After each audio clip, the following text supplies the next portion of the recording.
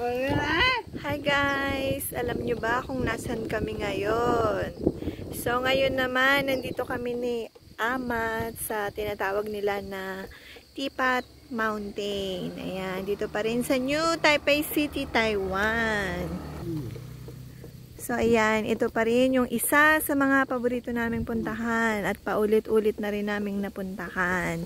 Dahil sobrang, alam nyo na, maganda yung lugar and syempre favorite ng aking alaga. So ito ang Tipat Mountain dito sa New Taipei City.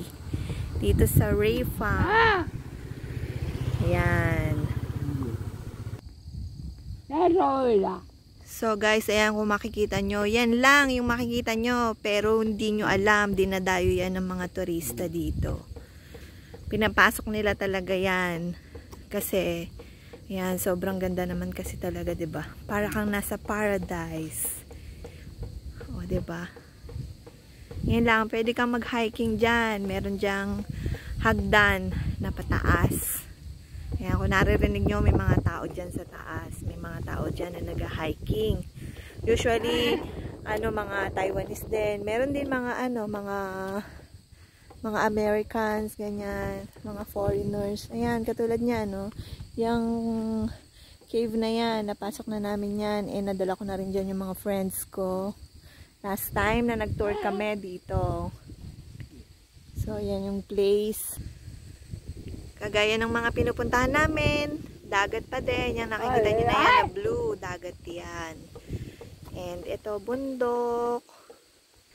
Ayan, iniikot-ikot ko lang dito si Ama para hindi siya mabagot. Kaka-video ko. Para hindi siya mabwisit. Kasi pag umi-stop kami na-stress siya. Kaya kailangan gagawa ka ng paraan para makapag-video ka. Ayan.